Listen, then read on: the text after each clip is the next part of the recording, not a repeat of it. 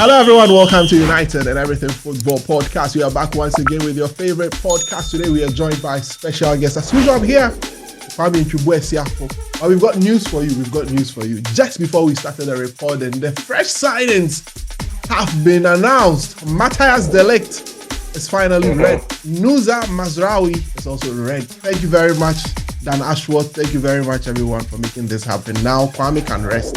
Kwame has been worried that we've not got. No. Just before that, there was even more news. Luke Shaw is injured, so I'm not resting yet. We need more. Anyway, let me bring in my friends. I've got AJ and I've got Drew. They are friends from Fulham. They are here to join us so that we can preview the game that will be coming up, the first Premier League. We promise you a lot more. We'll be doing a lot more collaborative podcast with our friends from other clubs, and this is the first of many to come. So there's Drew and there's AJ. AJ, good to have you. Hello. It's good to be on here. Nice to see you guys are finally getting the boys over the line that you wanted. Yes. Also brings a nice new chant. The show me the lights. Show me the lights. Show me the lights. Show me the lights. Drew, great to have you on the podcast today. Honour and a pleasure to be here. No doubt you're going to get a surge in subscribers, and this is going to be easily the biggest hit of the entire season. Fantastic. So, guys, as usual, remember to know what to do. Remember to hit the subscribe button and hit the notification bell. We've got something great to bring your way. And also, when I go on a break, I'll be showing you our FPL code. Remember the FPL code. Remember to join our FPL. I'll drop the link also in the description so you can join our FPL. Let's have fun together. Put together your teams. We'll be here to talk about everything here on United and Everything Football. Let me make a quick turnaround. When I come back, delve straight into the issues here on United and Everything Football.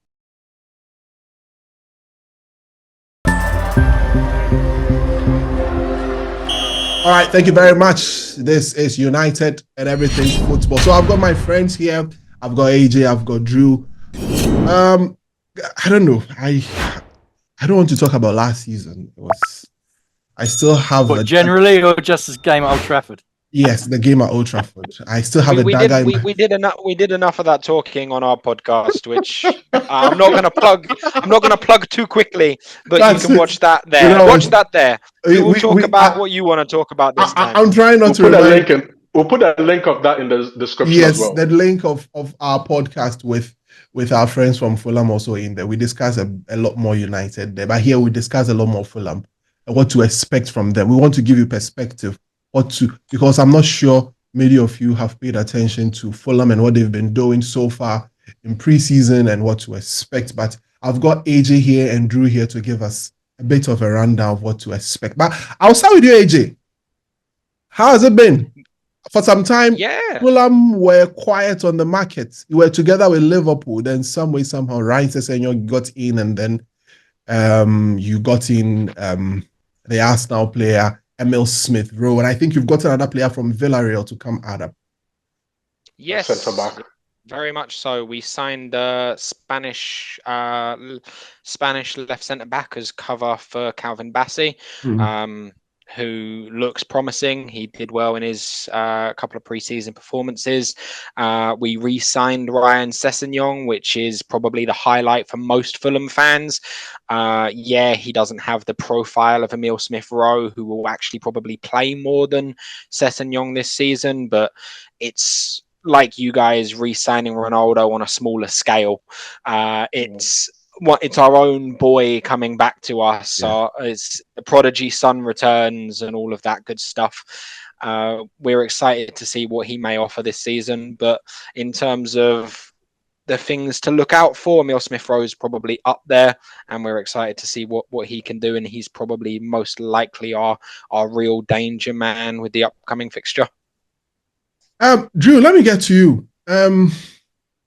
Why are you guys not coming for Scott McTominay? I mean, you put in. Why are we not giving you money? Give us so the money. So you can go and spend it on the players that you want to spend it out. We are not a bank. We are not a charity.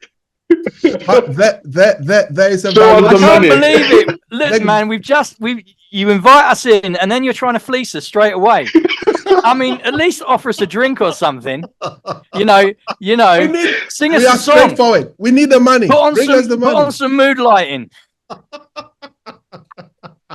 But no, you want to flog us McTominay. Yes, we need the money for Scott McTominay. Just add the 5 million. We need just 25 million. You've offered 20 million. Just add the 5 million. We have offered 20 million. The way we tend to do business with our illustrious director of football, who is very much keen on men in tights, we will probably come back on deadline day and offer you 15 million, and then installments. Yeah, we'll offer. That's how we do it. That's how we roll. Okay. No, look. If you want to see people flashing cash, you need to go to the other side of Southwest 6, where they've signed about 60 million players and spent about 2 billion. What we would tend to do is we will roll up on deadline day. We'll offer you 15 million, then installments of $5,000 every week. Pretty much until the earth explodes. We are not taking that. You're not. Obviously not. However, if you do want to have some fun, feel free to put in Fulham 20 million into Google, and you'll find a list of about 15 targets we've had this season where we've offered 20 million when they've wanted 25 million. Yeah. It's not only McTominay. We are undercutting by 5 million with everyone. The most prominent one being Andre, which we all want over the line. Yeah. And we have been holding on to this 5 million for no reason. AJ's right. In terms of our targets, the Fluminense is that how you pronounce it, AJ? Fluminense? Yeah, Fluminense. Andre, yes. Midfielder Andre. Yes. More of a defensive midfielder. Yeah. He's the one that most Fulham fans want, because, as you're well aware, Polina, massive loss for us, has gone to Bayern because he wanted to play Champions League football. Deserves the move. Fabulous player. But we need more of a central defensive midfielder than we do someone in our opinion, in McTominay sort of mould. So if we were going to throw money at a midfielder to get over the line, I think a lot of Fulham fans would hope it would be Andre. I'm not saying that McTominay is not an option, but coming into this off-season, Emile Smith-Rowe, who you've already mentioned, was Marco Silva's number one target. Yeah. And they've got him. And the structure of the midfield now at Fulham is the glaring weaknesses in the CDM role. If you look at our squad list, we've got a few younger players in there, but we've got no one really to protect the back four outside of, obviously, I suppose, Harrison Reed. Yeah. So while we would love to give you more money, bearing in mind you're so straddled in debt, and it would probably go just towards your interest payments. We don't want to start on the Glazers, because you'll have plenty of time to do that throughout this whole season. I think AJ's right. I think if we had extra money, I think we'd chuck it at Andre. And I think AJ and I are both agreed, along with probably about 85% of the Fulham base, AJ, that Andre's probably our preferred option out of the two. McTominay reminds me a little bit. He's less skillful than the player I'm about to mention, but he reminds me a little bit of Zambo Anguissa in that he's quite a luxury player, and we can't necessarily, before signing a real a workhorse defensive midfielder, we don't have the luxury to put someone like McTominay in the midfield aside a Sasa Lukic or a Harrison Reed, who aren't on par with that Paulinia defensive scale. So he's a great player. He's someone that will do a great job for a good team. He would do a great job for us as well. But Scott McTominay is a luxury player we can't necessarily afford to have in our midfield at this time. All right. Well, we'll see how the window goes. But reports from Sky indicates that it's, and also from The Athletic, as we read this morning, indicates that it's likely that Fulham might come again. Don't know exactly how much they will be adding up to the initially rejected offer. So, guys, let's get into the game proper on Friday. Fulham, in terms of your preparations, I mean, I don't want to go back into last season, but how much? You're tempted to go back, don't you? Yeah, I want to build on that. How much of that, I mean, fills you with hope coming into Old Trafford in a game on Friday? I think United is going to be a different proposition. United are going to be a completely different proposition. I think you've brought in players that know how Ten Hag wants to play. They're more suited to his system. That team last season, bear in mind, we beat you at Old Trafford without Paulinho. That was, it was a poor United team. Let's be honest. True. Let's be honest. I mean, you won a lot of your games because of moments, because you had certain players that produced certain moments. You didn't run around steamrolling everyone, not like you had done yesteryear. You know, like when you won at Craven Cottage in the last minute. That was just a moment. We failed to clear the ball. You didn't deserve to win that. Mm-hmm. Yeah, you didn't deserve to win that. But I think you were smart to keep Ten Hag. I think you were smart to give him time. I think you were smart to back him. I expect you to be a lot more solid. You may not blow teams out the water, but I think structurally, sorry, put my teeth back in. I think you're going to be stronger. I think you're going to be stronger, and I don't expect to see. I mean, if you look at the Fulham winner last season at Old Trafford, your midfield parted like the Red Sea. I mean, it was just. The space in there. That's why you were getting overrun. Your press was not effective, and I just think you're going to be stronger. I think you're going to be more compact. If you're not, then I don't think Ten Hag's going to be your manager at the end of the season.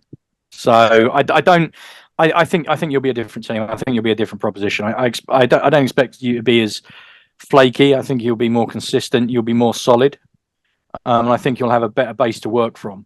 All right. If you sort the structure of your team out. All right, AJ. From your perspective, what should Fulham do to avoid a defeat? How do you think Fulham are going to shape up in terms of the approach, in terms of the setup going into this game, especially going into the game without a recognized defensive midfielder so far in your team? We'll probably bank on similar style to the last game we played against you guys, where we opted for players that could cover the midfield well. We utilized Iwobi, we utilized Andres Pereira, we utilized Sasha Lukic, and we made sure that we filled all of the gaps that you left for us. If you play the same way as you did last season, then we'll have that space again, and it will become a tale of two stories. A tale of two halves. But if you don't, then we're going to hopefully adapt our style and play a lot more pacey. We've got some more pacey options now. Traore's more match fit, more likely to start. He's had a great pre-season. Emile Smith-Rowe is full of legs. We've got options now to actually attack you out wide. So if you do fill the midfield more, we've got that as a preparation. I'm just hoping that Marco does a similar sort of research to what he did pre the last fixture at Old Trafford in knowing what to expect from you guys. The only difference is it's the first game of the season. We can't bank on what you've done in pre-season to be what you do for the first game of the season, because pre-season is used for testing things. Yeah. So we if we bank on what you've done in pre-season and you come out a completely different way, you could steamroll us. So you've got that as a benefit. Marco doesn't have the last 5 games to look at and go, this is how they're going to play, and then adapt to that and beat you because of it. So you have that to your advantage. Kwame, we've got new players in now. How much of a difference do you think it will make for us? I've been crying about this defense for ages, for months now. So it's finally good to actually have them like here now. Yeah, registered in. I hope they'll be registered in time. They trained this morning.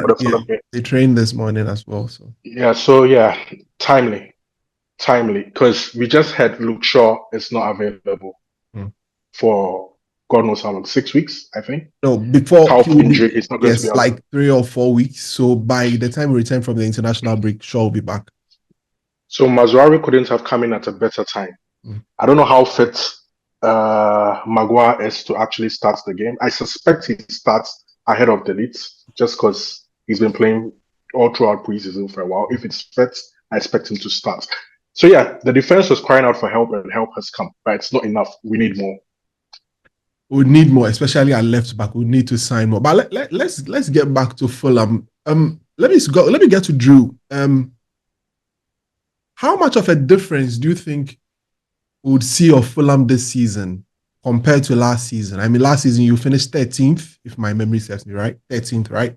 Yeah, last season was very was a transition for us because I know you don't want to go back to the past, Kwame, but you remember the FA Cup game at Old Trafford where for 70 minutes we were in complete control, and then Mitrovic had a complete meltdown, which saw him fall out of love with the English game. Yeah. So last season there was a lot of apprehension around Craven Cottage because not only was Mitrovic quite adamant that he wanted to leave, not just Fulham, but he wanted to leave English football.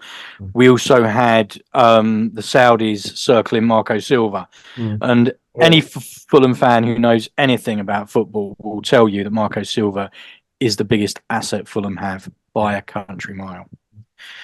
This season's slightly different. The departure of Paulinho, everyone is predicting because of that we're going to go down. We were braced for it. We knew it was going to happen.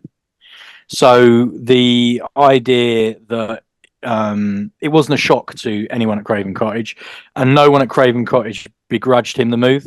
I mean, you can't criticise a player for wanting to leave Fulham to go to Bayern Munich. I mean, they are literally one of the European giants and one of the most storied clubs in the whole of world football. This season is going to be slightly different. We've lost quite a lot of defensive depth. We've lost Tosin Adebayo to Chelsea. We've lost Tim Ream, who's been a stalwart for us at centre half. We have defensive weaknesses, but arguably, offensively, we're probably stronger. But we're not going to be able to outscore teams. I mean, we can't go to Old Trafford and expect to get into a gunfight and win. Yeah, we just can't. We just can't. But the problem with Fulham is they're not, especially Marco Silva, he doesn't go anywhere to lose in terms of he doesn't go there to defend. Yeah. So they're still going to be a possession or transition-based team. They're still going to like to play football. They're never going to put 11 men behind the ball because it's just not in the club's DNA. If they can strengthen defensively, and when I say defensively, I'm not just talking about the back four, I'm talking about midfield as well. I think if all goes well, they could comfortably make the mid-table range. After that, it's a crapshoot. You know, depends upon injuries, suspensions, all sorts of things. You could see him finishing anywhere from 8th to 17th, really. But yeah, I mean, I think they'll be more explosive. I think there'll be more pace. I think offensively they'll be better. But I think they're going to be weaker defensively until they've had an opportunity to address that. And I know they are massively looking in the transfer market now. But yeah, I don't think that, despite what some of the commentariats say, that we are going to be in relegation trouble. All right. I know you are in the market for Diego Carlos, Joachim Anderson as well. You've made a bid. David Dunstan reported that your bid is still falling short, although there are talks ongoing. So, well, going back to AJ's point, that's what we do. Yes. So if you've got someone who's if you've got someone who's worth 40 million, I guarantee you we're coming in at about 32.5 because that's just how we roll. Yes, it was, however, nice to see us improve a bit. As I said, we start the initial conversations at 20 million for every single player. Doesn't matter who they are. Even for Emil Smith Rowe, we started at 20 million. I don't know why. 20 million just seems to be that sweet spot. It's like our director of football is playing FIFA career mode, and he's like, I'm gonna start every deal at 20 million and see how I do. Anyway. And I think he thinks that too. But yeah, it's nice to see us go in with a second offer for Joachim Anderson. Anyway, because that's something we haven't done with the rest. We'll see how that goes. We have just about 5 minutes to end the podcast, but let me get to you guys once again. Let me start with you, AJ. So, realistic expectations, like you did for us on your podcast. What do you think would be the score? What would be the realistic expectations, and where do you think United will finish? Where do we think United will finish? Yes, okay, so rope all that in. So we start with the scoreline for Friday. realistic expectations for Fulham and where they will finish, and then you end it with United. Perfect. So where the scoreline, I think, will be 2-2. I'm sticking to my guns on what I said on our podcast. Yeah. I think both teams have defenses and midfields that are adjusting to new players and new expectations. And I think we're both likely to leak a couple of goals through silly mistakes. Don't expect any worldies, but I think that'll be the way it goes, and I think it'll be a good starting point for both of us for the season. In regards to United as a whole, I'm probably going to get crucified by your fan base for saying this, but I don't think you make the top 4. I think you may become 5th or 6th, but I don't think it will be far off the top 4. It might be between 4 and 6 points off of it, but that might be because you end up focusing on cups later towards the end of the season, because Ten Hag ultimately wants to win trophies. And being realistic, with Manchester City and Arsenal in the Premier League at the moment, the Premier League isn't the place to do that for a transitional Manchester United, in my opinion. Please go it easy on AJ in the comment section, okay? No, he can take it. I can take it, boys. I can take it. Anyway, Drew, the same question goes to you. Realistic. Okay. Score at Old Trafford. I don't think United keep a clean sheet until they show me otherwise. I still think there's defensive questions there. I think United score at least twice, and they're likely to win. In terms of the season, I think you're going to be rewarded for keeping Ten Hag. I think you're going to be moving in the right direction. You're not going to win the league. Yeah, I think even the most passionate United fan would agree they're not going to win the league. But let's be honest, outside of Arsenal and Man City, what else have you got? Chelsea, they've brought everyone under the sun. Tottenham got a soft underbelly. Aston Villa, they're strong, but are they going to be able to replicate last season? Newcastle, they've got some major questions in terms of players they might have to sell. So I think it's not unreasonable to aim for the top 4, but I could see you finishing anywhere from 3 to 6, pending. But I think there will be clear signs of progress for you. I think you might be a couple of seasons away, but I think you're going to be trending in the right direction. You watch, you're now going to finish 10th position. You're going to get a lot more. You are getting a lot more positive comments in the comment section. You'll be the darling man in the comment section. Yeah. No, I think in all seriousness, I think you're trending in the right direction. But I think you're probably a couple of seasons away from proper, contesting for the league. That's realistic. That's realistic. And fair. All right, Kwame, let's wrap it up. What's your thoughts? How are we?